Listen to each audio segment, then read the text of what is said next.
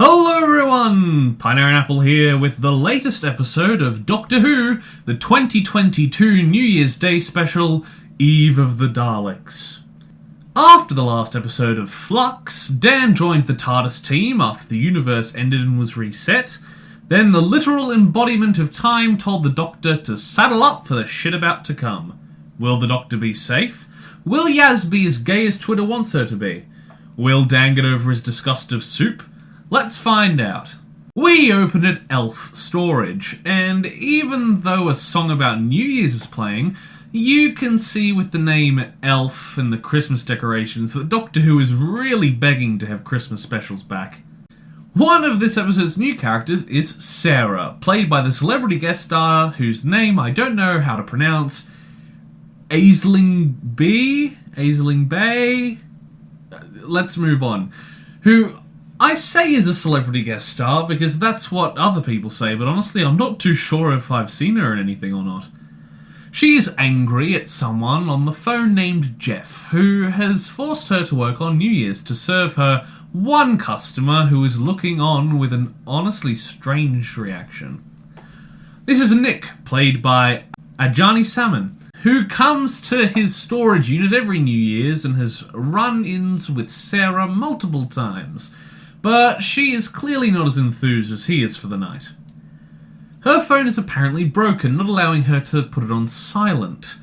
Nick is no help in comforting Sarah, who is angry about how poorly her business is doing and just having to be there after inheriting it from a family member. She blows him off and we are greeted by the TARDIS team, watching the Doctor reset the TARDIS interior, as previously it was all kinds of wonky. I love the different colour schemes it shows in the scene, very festive. They have 7 seconds to get out or they will die.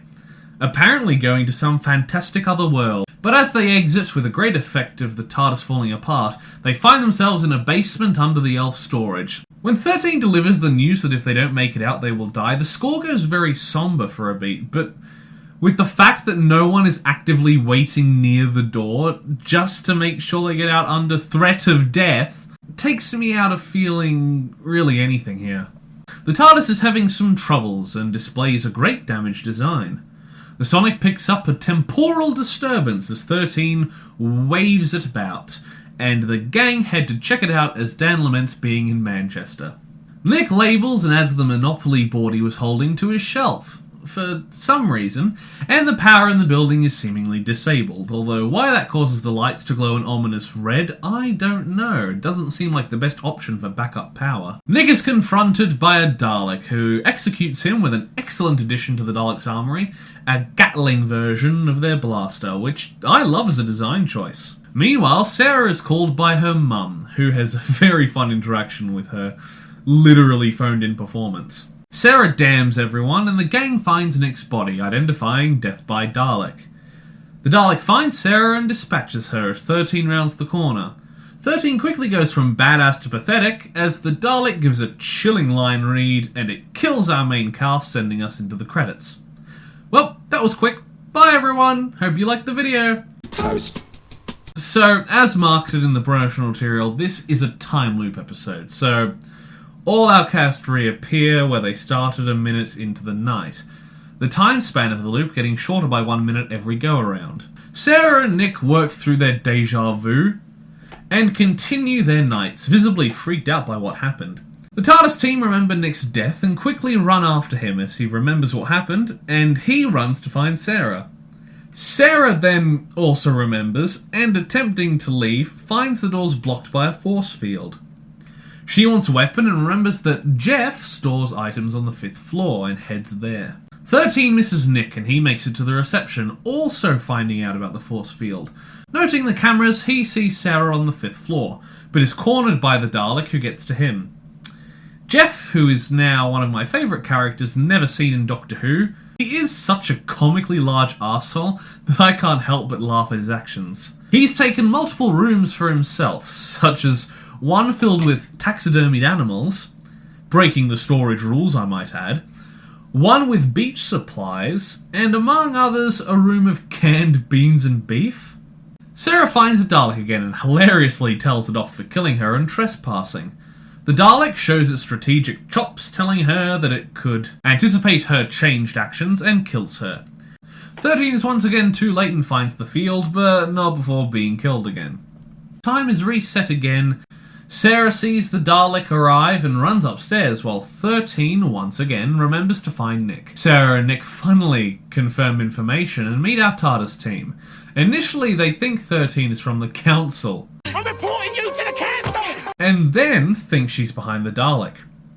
13 exposits about the Dalek, and for fuck's sake, the Dalek, with a goddamn machine gun, can't hit 5 people running down a narrow hallway, even when some of them stall for comedic effect. We went over this problem with the Sontarans and the Cybermen in Flux.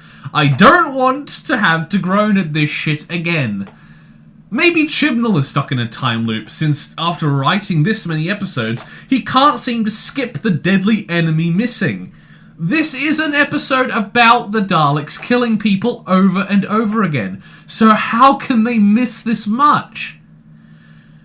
Okay, rant over. They lock themselves in Nick's storage unit with no exit, very smart.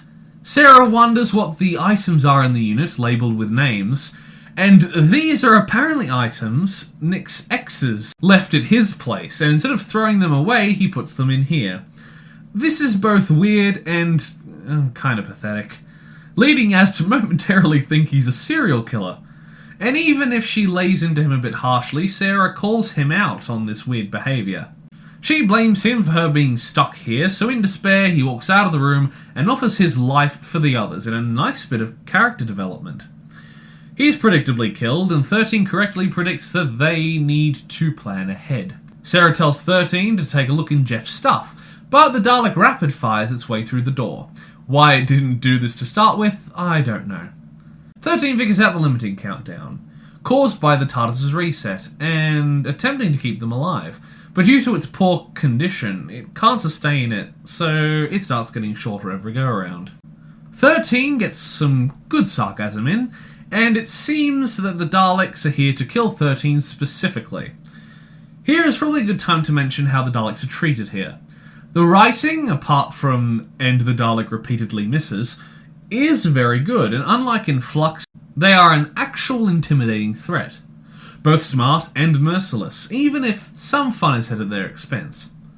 13 tries again, and they make their way to the lift. Sarah is confronted by the Dalek, and it stupidly misses again. 13 figures out that if they can get out of the building by midnight, they should be free of the Daleks in the loop. Why midnight specifically, I don't know, but hey, at least we have a goal. Another Dalek appears, so Dan coolly, but unnecessarily, leaves to distract it. Nick and Sarah reunite, and she apologises for what she said. Kind of. She has a plan to get her and Nick out, but leave the others.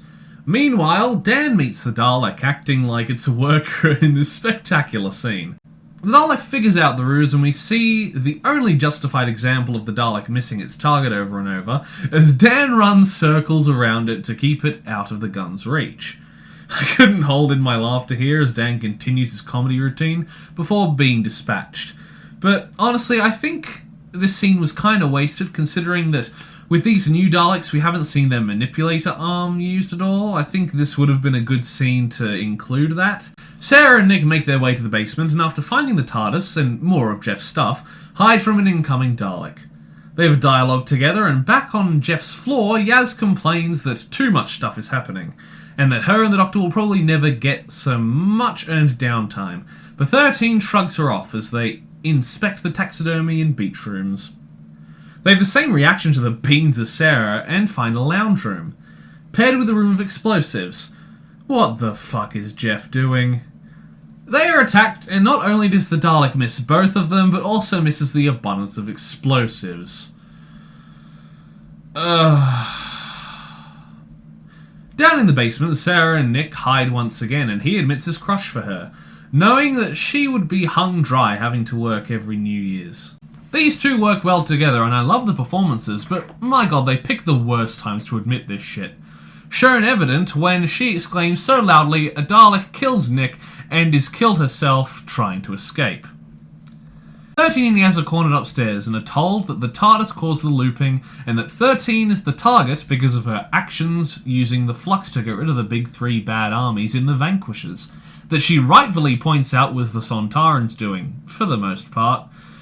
But to be fair, the Daleks don't really run out of reasons to kill the Doctor even if they did forgive her for the flux thing. They are killed, starting the loop again, and 13 chastises Sarah for running away. Sarah wants to go find Nick to make sure that he gets out of his early death. Otherwise, he would not be present for the next loops. However that works. 13 gets a good bit of performance with her and Sarah telling each other off, leading to 13 going to get Nick. Nick is trapped, but has the great plan to duck, killing both Daleks with their own firepower. This scene is great and works well with the Daleks having their guns on rapid fire mode. It's just crazy how in this scene they seem to be able to aim. 13 grabs him after some nice comedy, and everyone reconvenes at the lobby. 13 forges a plan for another loop to destroy the building using the dangerous materials upstairs. Bringing it downstairs, then having 13 distract the Daleks, escaping and using Sarah's mum's call as a trigger. Before the plan takes place, 13 gives the worst speech of her era. They die again, Sarah dying immediately, same with Nick. They die again, and in the next loop, Sarah dies immediately, and the same happens to Nick. 13 leaves Dan and Yaz by the TARDIS, where we finally learn that Yaz has feelings for the Doctor, with some decent dialogue from her and Dan. Great, another one. I'm fine with showing some lesbian or LGBT representation. I mean, that's basically what the character Bill was made for. But another repeat of the companion loving the Doctor, like Rose, Martha, Amy when she was horny for a bit, and Clara for a bit, Clara, I'm not your boyfriend, is getting annoying. Because no matter how you look at a companion love interest, unless you make them as interesting as the Doctor, like River Song, or, God, even Charlie Pollard, who was kind of a love interest, they can't stick around long enough to develop the relationship in a satisfying way. Especially now that we only have 2 more episodes to explore it. Yaz is basically just Martha. Both rebounds for Rose and River. Both have a darker skin tone. In first responder professions. With Earth-grounded family drama who appear in more than one season. The only difference being, I got more out of Martha's character in 1 season than I got from Yaz in 3. They are killed in a pretty harsh scene, while 13 finds Sarah's corpse, and the Daleks kill her again. In the next loop, 13 is angry now, unlike the past, 5 or 6 times? She finds boxes of fireworks with Dan and sends Yaz to get the others. Dan takes all of the agency from Yaz's crush by telling the Doctor about it. Well, in a really roundabout way. But it seems she can already tell. You know, she can tell that but can't figure out how to give words of support to a man who is scared he has cancer. Sorry. I'm still just very angry about that. It's not the one thing I hated in that episode, but it is one of them. Sarah and Nick talk about it being self-storage, but the S falling off, making it elf. Seriously, why was this not a Christmas special? Yaz gets them to the basement and 13 concocts a new plan. Next loop, make a distraction to change the Daleks' predictions. Then, using their previous plan again in the final loop. The Daleks gloat and kill them, leading to the distractions. Sarah calls her mum, telling her she loves her, and they have a pretty funny talk. Nick gets a Dalek to destroy his ex's stuff, leading to some average wordplay, but still funny. Sarah and Nick are dispatched, and the TARDIS team are killed in a pretty entertaining tete-a-tete between 13 and the Dalek. Starting the final loop, Sarah asks her mum to call at the right time. Nick and Sarah head downstairs with some more aggravating Dalek aiming. 13 and Yaz get the dangerous material from the 5th floor with more aggravating Dalek aiming, which I think honestly would have taken more than 1 minute, but yeah, you know, creative liberties. The editors tried to cut it down. Dan sets up the fireworks and the gang put the bomb together while 13 sets up the phone. All but her run and she is confronted by a Dalek. 13 disables the power and scrambles their night vision mode. The Daleks detect the phone as a sign of life that 13 somehow remotely answers the call on, leading them to shoot the material blowing up the building, our gang narrowly escaping. The building is demolished in an honestly kind of off-putting CGI shot, but good for TV, and the fireworks shoot off, everyone enjoying being alive. Also, randomly we get a shot of Carl from The Woman Who Fell to Earth enjoying the fireworks, remarking how the show is just for him and that is the best character arc of the Chibnall era. The TARDIS is somehow in an area where the gang can get to it. You know, don't worry about the building that fell on top of it. And they rejoice in the design reverting back to pre-Flux. Yaz gives the Doctor more questions, she refuses to answer, and they zip off. We also see Sarah and Nick still working off each other well, going to see the world. A want that she exposited earlier, as we see the TARDIS fly above them in a shot that makes no sense, but looks pretty good. And holy fuck, look at the trailer, we've got Sea Devils! So that was Eve of the Daleks. How did I like it, you ask? Let's see. The time looping was pretty well done, even if a little underdeveloped. Sarah and Nick were great characters, if a little goofy or kinda creepy at times, working off each other well, but honestly needed a little more interaction within the story to justify Sarah kind of not giving a shit to them dating at the end. Dan was as good as ever, and even if 13 still isn't my favourite, Jodie got some great moments of acting.